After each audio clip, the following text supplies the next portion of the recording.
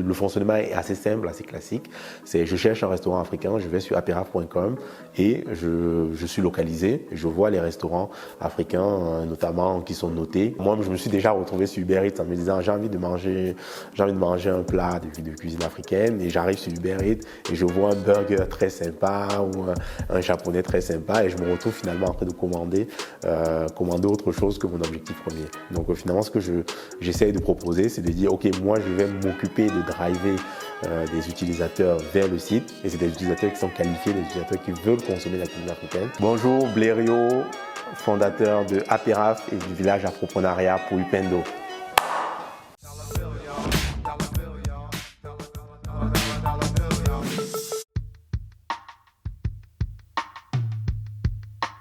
J'étais dans une école d'ingénieurs où il n'y avait pas beaucoup d'Africains ou de Noirs, pardon. Et en fait, ce qui se passait, c'est que j'étais un peu toujours celui qui permettait à des personnes d'autres cultures de découvrir la culture africaine et notamment la cuisine africaine. Mais quelque chose qui était assez insolite ou anecdotique, c'est que quand j'amenais mes amis dans des restaurants africains, ils aimaient bien la cuisine, ils étaient contents de manger. Et il se passait quelque chose juste après, c'est qu'ils me disaient quand est-ce qu'on retourne dans ce restaurant africain? Et je me suis dit, mais c'est très très bizarre que pour la cuisine africaine, j'ai des amis qui vont manger dans des restaurants asiatiques, des restaurants sud-américains, mais qui n'ont pas forcément des amis asiatiques et des amis sud-américains qui les amènent en fait découvrir ces cuisines-là. Donc je me suis dit, mais qu'est-ce qui fait que pour la cuisine africaine, pour les restaurants africains, on a besoin en fait de quelqu'un qui va un peu tenir la main et les amener en fait dans ces découvertes-là. Là, j'avais deux choix. Soit j'essaie de combattre justement les préjugés, soit je me dis ok, bon, ben, je vais avoir ce rôle pour amener les gens à découvrir cette cuisine. Et du coup, qu'est-ce que je me dis? Je regarde encore dans mes expériences, et dans mes expériences, qu'est-ce qui se passait? On allait au restaurant, on commandait plusieurs plats, on mettait au milieu et tout le monde goûtait un peu tout. Donc je me dis, c'est un peu une ambiance apéro. Donc peut-être ce que je peux faire pour que les gens découvrent cette cuisine, c'est de leur proposer en fait des apéros africains pour qu'ils puissent découvrir plusieurs plats de plusieurs pays du continent notamment. Et en fait, c'est là qu'Apéraf naît. Au lieu d'amener les box apéritifs chez eux, c'est plutôt les amener vers les box apéritifs. Et c'est à ce moment-là en fait que je me lance dans l'événementiel. Je me dis ok, je vais créer des apéros africains où je vais inviter les gens finalement à découvrir l'Afrique, découvrir la cuisine africaine. Et c'est comme ça que les événements Apéraf sont nés.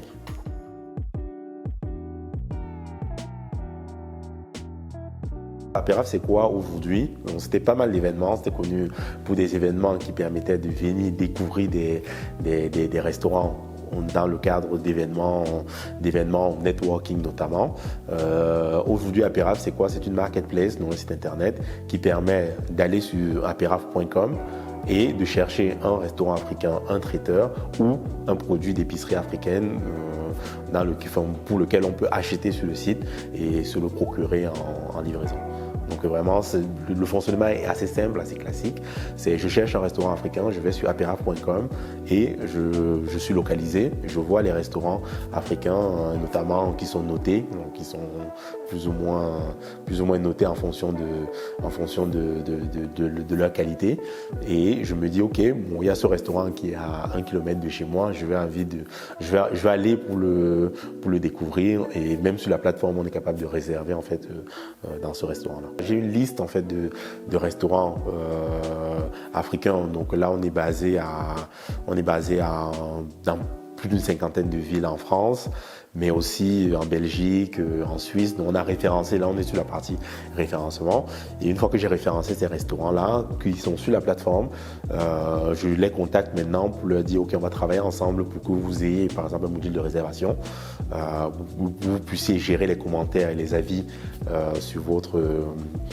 concernant votre restaurant. Ils prennent en fait un abonnement au site pour pouvoir être référencés et pouvoir gérer leur restaurant directement sur le site. C'est un modèle économique à abonnement qui va permettre au restaurant déjà d'avoir un peu plus de visibilité, d'avoir un outil de gestion, parce qu'il y a des alternatives évidemment, mais qui sont un peu chères, qui peuvent être un peu chères pour les restaurants. Mais au-delà même d'être chères, je pense que la grosse problématique, c'est la notoriété. C'est quand on est par exemple sur Uber Eats, quand on est sur La Fourchette pour un restaurant, c'est pas évident parce qu'on est en concurrence avec des cuisines, des restaurants qui ont beaucoup plus de notoriété, qui sont beaucoup plus connus. Donc moi, ce que je propose, en fait, c'est d'attirer des gens qui sont déjà un peu qualifiés. Donc ils viennent chercher, en fait, un restaurant africain. Et quand ils viennent chercher un restaurant africain, ils vont pas être pollués par d'autres offres, par exemple de cuisine italienne, de cuisine libanaise, qui peuvent les sortir de leur objectif premier. Et c'est un peu ce qui est le cas. Moi, je me suis déjà retrouvé sur Uber Eats en me disant j'ai envie de manger un plat de cuisine africaine, et j'arrive sur Uber Eats et je vois un burger très sympa ou un japonais très sympa, et je me retrouve finalement en train de commander autre chose que mon objectif premier. Donc finalement, ce que j'essaye de proposer, c'est de dire ok, moi je vais m'occuper de driver des utilisateurs vers le site, et c'est des utilisateurs qui sont qualifiés, des utilisateurs qui veulent consommer la cuisine africaine, et à partir de ce moment-là, ils seront plus à même en fait à réserver un restaurant, à commander un traiteur, parce que en fait c'est leur objectif, et que de toute façon ils ne sont pas pollués par d'autres choix.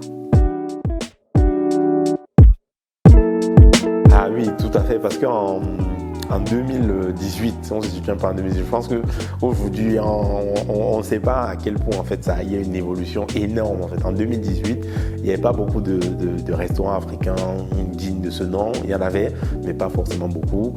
La communication n'était pas forcément faite sur les restaurants africains. Les restaurateurs n'avaient pas forcément aussi pris justement ce côté digital-là pour mettre en avant ce qu'ils faisaient. Et en 2018, en fait, moi-même, beaucoup d'Africains, on avait du mal en fait à trouver des restaurants africains où on pouvait recommander, où on pouvait aller avec des amis. Et aujourd'hui, c'est plus trop le cas parce qu'on voit beaucoup de restaurants qui ont émergé. Malheureusement, le Covid est passé par là. Il y a même des très très bons restaurants qui ont fermé. Mais on a eu une accélération quand même dans les 3 dernières années au niveau de la cuisine africaine. Tout à fait. Je suis quelqu'un qui aime résoudre des problèmes. Je suis quelqu'un qui aime résoudre des problèmes depuis mon enfance. J'aime bien organiser aussi des choses. Et en fait, j'ai un parcours assez classique d'ingénieur. Donc, j'ai fait une école d'ingénieur en France. Je suis né en France. J'ai grandi plutôt au Cameroun. Donc, je suis d'origine camerounaise. Et en fait, au bout de 4 ans où j'ai travaillé dans un cabinet de conseil en management de projet, notamment informatique, je me suis posé la question de qu'est-ce que je voulais faire de ma vie, où est-ce que je me projetais, et finalement, quel était mon lien avec l'Afrique. Est-ce que ce que je faisais permettait au développement en fait, de l'Afrique? Et en fait, à toutes ces questions-là, je me suis rendu compte que ce que je faisais n'était pas assez intéressant pour moi parce que je ne m'épanouissais pas, et aussi, finalement, n'apportait pas grand-chose à l'Afrique. J'ai fait plutôt une bonne école d'ingénieur, et je me rends compte que la plupart des bons profils comme ça vont travailler dans des entreprises qui ne vont pas forcément contribuer au développement de l'Afrique. On se retrouve dans un monde où on a vraiment des bons profils pour l'Afrique, ou en tout cas sont prédisposés à travailler pour l'Afrique, mais qui ne travaillent pas forcément pour l'Afrique. Donc à ce moment-là, je me suis posé ces questions, et comme j'aime bien voyager, je me suis dit, bon, je vais prendre du recul. Je suis allé en Australie, j'ai fait à peu près 1 an de voyage en Australie, et c'est à mon retour d'Australie en fait que je me suis dit, ok, comment est-ce que je peux maintenant me lancer en fait dans quelque chose qui va contribuer au développement de l'Afrique. Et c'est à ce moment-là que j'aime bien cuisiner, je regarde, je fais un peu mes études, et je me rends compte que la cuisine africaine, de par mes expériences, et aussi par rapport en fait aux cuisines orientales, libanaises, même sud-américaines ou asiatiques, est vraiment très très en dessous en fait en termes de notoriété. Mon expérience en Australie m'a permis d'observer en fait la cuisine asiatique. Par exemple, quand on arrive à Melbourne ou à Sydney, le centre de Melbourne, le centre de Sydney, c'est Chinatown. Donc on se rend compte à quel point la proximité avec l'Asie a permis aux Asiatiques d'implanter la cuisine asiatique en fait en Australie. Je me suis dit, mais l'Afrique est assez proche de l'Europe, de la France notamment.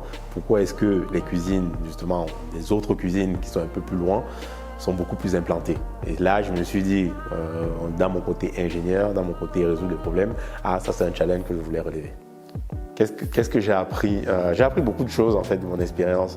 Je pense que peut-être la première chose, c'est que c'est le terrain qui nous dit vraiment ce qu'on doit faire. C'est-à-dire, moi par exemple avec Apéraf, quand je me suis lancé, je me suis dit, je vais lancer en fait des événements, je vais lancer cette découverte de cuisine africaine là, mais à destination plutôt des gens qui sont non africains. C'est-à-dire, je me dis, la cuisine africaine, elle doit être découvertes par les non-africains. Et en fait, je me rends compte, en lançant ça, je me suis rendu compte que même déjà nous, les Africains, on ne connaissait pas bien cette cuisine-là. Moi, en tant que Camerounais, je ne connaissais pas beaucoup de plats d'autres pays, du Congo, de la Côte d'Ivoire. Et je me dis, moi-même déjà, il faut que je découvre en fait ça. Et je me dis ça pourquoi? Parce que quand je lance en fait le projet Apiraf, je me dis, de toute façon, il faut juste que je donne un moyen à tous les Africains de faire découvrir la cuisine africaine à des personnes non africaines. Et en fait, je me rends compte là, très vite, que même eux, ils connaissent pas forcément, et même eux, en fait, ils ont des préjugés. Donc, ils ont ce blocage sur amener des gens, en fait, à découvrir la cuisine africaine. Donc, la première chose que j'ai apprise, en fait, de l'entrepreneuriat, c'est que il ne faut pas trop réfléchir. J'avais fait 3 mois justement où j'avais travaillé un peu mon projet. C'est le travailler un peu, mais se confronter le plus rapidement en fait au marché, à la réalité. Et c'est ça qui va nous permettre en fait de peaufiner et de trouver la meilleure manière de proposer en fait une solution et de la développer en fait. Donc ça c'est le premier point. Peut-être le deuxième point, c'est moi je travaille, enfin, je suis seul dans mon entreprise, mais je pense qu'il faut vraiment travailler avec les autres en fait. Je pense que seul c'est très compliqué de se développer. Seul on a tellement de problématiques. Je suis plutôt quelqu'un de polyvalent, donc j'arrive un peu à m'en sortir.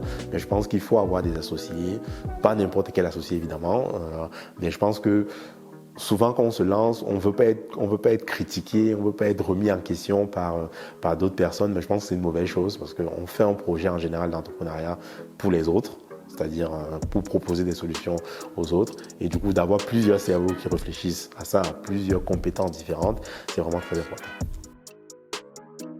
Est-ce que j'ai une phrase fétiche?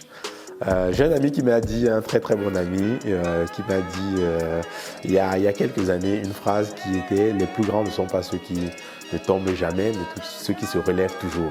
Et c'est vrai que c'est une phrase qui m'a marqué et c'est une phrase qui résume très très bien, je pense, l'entrepreneuriat. Aujourd'hui, on voit beaucoup de gens qui mettent en avant l'entrepreneuriat comme un Eldorado, le fait d'être son propre patron, le fait d'avoir la liberté, ce qui est quand même assez faux. Et dans l'entrepreneuriat, en fait, on a plus d'échecs que de réussites. Mais le plus important, c'est de se relever toujours.